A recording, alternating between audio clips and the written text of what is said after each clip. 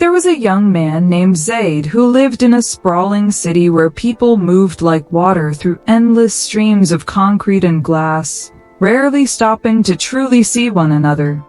He was 29 years old, worked as a software developer, and carried a secret burden that weighed heavier with each passing day. For the past year, Zaid had been praying desperately for something most people would find strange. He had been asking God to arrange a meeting with someone he had never seen, whose name he didn't know, but whose existence he believed in with absolute certainty. The person Zaid was praying to meet was not a potential spouse or a lost friend or a business opportunity. It was someone far more important, someone whose meeting could save a life, though Zaid himself didn't fully understand this yet. He was asking God to connect him with the person who needed to hear something only he could say, at exactly the right moment, in exactly the right way. Zaid didn't know it yet, but someone's entire destiny was hanging in the balance, waiting for this divine appointment to unfold.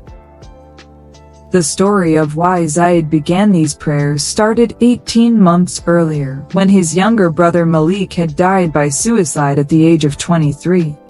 Malik had been struggling with depression for years, but the family hadn't recognized the severity until it was too late. He had seemed fine on the surface, going to work, maintaining friendships, praying regularly. But inside he was drowning in darkness, convinced he was worthless, that he was a burden to everyone, that the world would be better without him. The night Malik died, he had sent Zaid a message that Zaid hadn't seen until hours later because he had been sleeping with his phone on silent. The message was simple. "I'm sorry for being such a disappointment. Please tell Mom and Dad I love them. Take care of yourself, brother." When Zaid finally saw the message and rushed to Malik's apartment, it was already too late. The devastation of finding his brother, the crushing guilt of the unseen message, the agonizing what-ifs that followed all of it, nearly destroyed Zaid. He spent months unable to function, drowning in grief and self-blame. But slowly, through therapy and deep spiritual searching, Zaid began to heal. He learned that Malik's death wasn't his fault, that depression is an illness that clouds judgment, that sometimes people hide their pain so effectively that even those closest to them can't see it. He learned about the importance of mental health awareness, about recognizing warning signs, about creating spaces where people feel safe to share their struggles. And most importantly, Zaid made a vow to God. "If I couldn't save my brother, please let me save someone else's brother, someone else's sister, someone else's child. Please use my pain for purpose. Please arrange a meeting between me and someone who needs to hear that their life has value, that their pain is temporary, that ending their life is not the solution. I don't know who they are or where they are, but please bring us together." From that day forward, Zaid prayed this prayer every single night. He also trained as a volunteer counselor for a mental health hotline, educating himself about depression, anxiety, and suicidal ideation. He wanted to be ready for the meeting when God arranged it. While Zaid was praying and preparing, across the same city lived a woman named Safiya. She was 26 years old, worked as a nurse at a busy hospital, and to everyone who knew her, she seemed like someone who had it all together. She was competent at her job, maintained friendships, supported her family financially, and never complained about her burdens. But inside, Safiya was dying slowly. She had been battling depression since her teenage years, cycling through periods of darkness that felt like drowning in an ocean with no shore in sight. She had tried medication, therapy, exercise, journaling, prayer, everything anyone suggested. Sometimes these things helped temporarily, but the darkness always returned, heavier each time. Recently, Safiya had begun having thoughts she never imagined she would have. Thoughts about how everyone would be better off without her. Thoughts about how tired she was of fighting. Thoughts about how peaceful it would be to just stop existing. These thoughts terrified her because they felt increasingly rational, increasingly appealing, increasingly like the only solution to pain that seemed endless. Sophia hadn't told anyone about these thoughts. She was ashamed, afraid of being judged, worried about burdening others with her problems. She maintained her mask of competence and capability while internally planning how she might end her suffering. She had decided that if things didn't improve by her 27th birthday, which was 3 weeks away, she would act on these thoughts. On a Friday evening, Sophia finished a particularly difficult shift at the hospital. Multiple patients had died that day, and the weight of all that suffering and loss pressed down on her already fragile spirit. She left work feeling more hopeless than ever, barely holding back tears as she walked to the subway station. That same evening, Zaid was leaving his office after a long day of coding. He normally drove to work, but his car was in the shop for repairs, so he was taking the subway, something he rarely did. As he waited on the platform, he felt a strange restlessness in his chest, a feeling he had learned to recognize over the past year as a sign that he should pay attention, that God might be moving pieces into place. The subway arrived, packed with tired commuters heading home for the weekend. Zaid squeezed into a crowded car and grabbed a pole for balance. At the next stop, more people pushed in, including a young woman in nurse's scrubs who ended up standing directly next to him. Their proximity was uncomfortable in the crowded car, but unavoidable. Sophia stood pressed against strangers, her mind spiraling into dark places. She was thinking about her plan, about the 3 weeks she had given herself, about how exhausting it was to keep pretending everything was fine. A single tear escaped down her cheek, which she quickly wiped away, hoping no one noticed. But Zaid noticed. His attention was drawn to this woman beside him, and in that brief moment when their eyes accidentally met as she wiped her tear, he saw something that made his breath catch. He saw the same look his brother Malik had hidden so well, the look of someone drowning while standing on dry land, the look of someone who had given up hope. The subway was too crowded and noisy for conversation, and Zaid knew that approaching a stranger about something so sensitive would likely be met with defensiveness or fear. But the feeling in his chest was growing stronger, almost painful. Every instinct told him this was the meeting he had been praying for, that this was the divine appointment God had been orchestrating. When the subway stopped at the next station and some passengers exited, creating a bit more space, Zaid made a split-second decision that required tremendous courage. He reached into his bag and pulled out a small notebook he always carried. On a blank page, he wrote quickly, "I don't know you, and you don't know me. This might seem strange, but I feel like I need to tell you something important. Whatever you're going through right now, however dark it feels, please don't give up. Your life has value beyond what you can see right now. I lost my brother to suicide, and I would give anything to go back and tell him what I'm telling you. The pain is temporary, but death is permanent. Please reach out for help. You are not alone." He added the number for the mental health crisis hotline where he volunteered, then carefully folded the note and held it out to Sophia. Sophia looked at the note, then at Zaid with suspicion and confusion. "What is this?" "Please just read it," Zaid said quietly. "I know this is unusual, but I believe we were meant to cross paths today. Please read it when you're alone." Sophia took the note hesitantly, unnerved by this strange interaction but also oddly compelled. There was something in this man's eyes, genuine concern, not the predatory interest she had learned to recognize from men who approached women on public transport. She tucked the note into her pocket without reading it, and at the next stop she exited the subway, as did Zaid, heading in different directions to different lives. Sophia forgot about the note until she got home to her empty apartment. As she was changing out of her scrub, she felt the folded paper in her pocket. She pulled it out and read it, and the words hit her like a physical blow.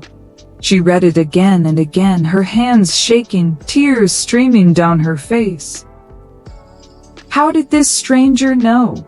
How could he have seen what she had hidden from everyone who actually knew her? And the timing, the fact that she had been thinking about her plan at that exact moment, on that exact train, standing next to this exact person. It felt impossible, like something beyond coincidence. Sophia looked at the crisis hotline number written at the bottom of the note. She had always been too proud to call such numbers, too convinced she should be able to handle her problems alone. But something about this strange encounter had cracked her defenses. Maybe it was the reference to the stranger losing his brother. Maybe it was the genuine concern in his eyes. Maybe it was the precision of the timing that felt like divine intervention. With trembling fingers, Sophia dialed the number. A calm, kind voice answered, and for the first time in her life, Sophia told the complete truth about how she was feeling, about the thoughts she had been having, about the plan she had made. The counselor listened without judgment, validated her pain, and helped her create a safety plan. By the end of the call, Sophia had agreed to go to the emergency room to get immediate help and to call her sister to come stay with her. What Sophia didn't know was that the counselor who had answered her call was Zaid himself, working his regular volunteer shift at the hotline. When she called the number he had written on the note, it had been routed to him. As he talked her through her crisis, he recognized elements of what she had been wearing, realized this was the woman from the subway, and understood that God had not only arranged their first meeting but was allowing him to be part of her rescue in multiple ways.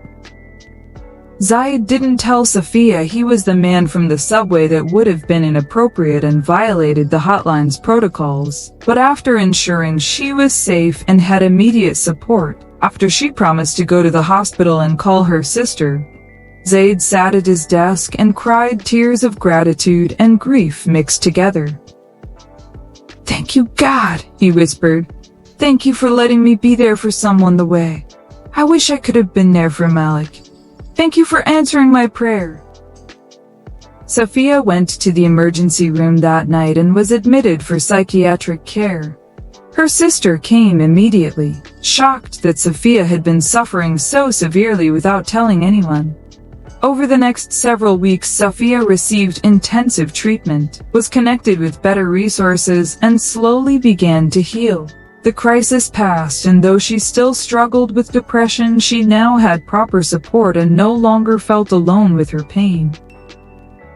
3 months later, Sophia was doing much better. She had returned to work with reduced hours, was attending therapy regularly, taking medication that actually helped, and had built a support system of people who knew about her struggles and checked in on her regularly. She often thought about the stranger on the subway whose note had literally saved her life, wishing she could thank him. One Friday evening, Sophia decided to attend a mental health awareness event at a community center. The event featured speakers sharing their stories about mental illness and recovery. As she sat in the audience, the final speaker was introduced, a young man named Zaid, who would be speaking about losing his brother to suicide and his journey to turn grief into purpose. Sophia's heart began racing as a familiar-looking man took the stage. Could it be?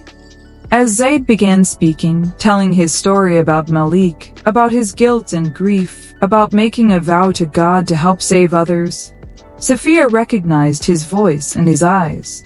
This was the man from the subway. Zaid shared something he had never publicly discussed before. "A few months ago, I was praying as I do every night, asking God to arrange a meeting between me and someone who needed to hear that their life has value. I was taking the subway home, something I rarely do, and I saw a woman in nurse's scrubs standing next to me. I saw in her eyes the same pain I had seen in my brother's eyes, and I knew this was the meeting I had been praying for. I wrote her a note and gave it to her, not knowing if it would help or if she would just think I was crazy." He paused, his voice thick with emotion. Later that night, working my volunteer shift at the crisis hotline, I received a call from a woman in crisis. As I talked with her, I realized she was the same woman from the subway. I helped connect her with resources, and I've prayed for her safety and healing ever since, wondering if she's okay. Sophia was crying openly now. After the event ended, she approached Zaid with her heart pounding. "I'm the woman from the subway," she said simply. "I'm the one who called the hotline, and I need you to know that your note saved my life." Zaid stared at her in shock, then his eyes filled with tears. They moved to a quieter corner and Sophia told him everything about her plan, about how his note came at the exact moment she needed it, about how his words on the phone that night had given her the strength to get help. "I've wanted to thank you for months," Sophia said. "I had no way to find you. But God brought us together again so I could tell you you didn't fail your brother. His death wasn't your fault. And through your pain you saved my life. You were exactly where God needed you to be, exactly when I needed you." Zaid broke down crying, years of guilt and grief pouring out. Sophia hugged him, two strangers who had become connected through divine appointment, both of them witnesses to God's perfect timing and mercy. Their story didn't end there. Sophia and Zaid became close friends, both dedicating themselves to mental health advocacy. They spoke together at events, sharing their story to help others understand that divine intervention is real, that prayers are answered in shocking ways, that God orchestrates meetings that save lives. Years later, they would still marvel at the precision of that day. Zaid's car being in the shop, forcing him to take the subway. Sophia finishing her shift at exactly the right time to be on that exact train. The crowd pushing them to stand right next to each other, the moment their eyes met. The courage Zaid found to write that note. Sophia's decision to actually call the number, the call being routed to Zaid. Every detail aligned perfectly because someone had asked God for a meeting and God had answered in his perfect way. This is the truth that transforms everything right now. Someone is asking God for a meeting with you, not because they want something from you, but because God has chosen you to be the answer to their prayer. You might be someone's last hope, the person who will say the exact words they need to hear, the divine appointment that saves their life or changes their direction or gives them the courage to keep going. Your job is to stay spiritually sensitive, to pay attention to the nudges in your heart, to have the courage to act when God places someone in your path. The meeting might seem shocking, unexpected, even impossible, but nothing is impossible when God is orchestrating it. Be ready, be willing, be brave enough to deliver the message, offer the help, make the connection that God has prepared you to make. Someone asked God for a meeting with you and something shocking is about to happen. Don't miss it. Don't ignore the prompting. Don't let fear or social awkwardness or doubt stop you from being exactly where God needs you to be, exactly when someone needs you most.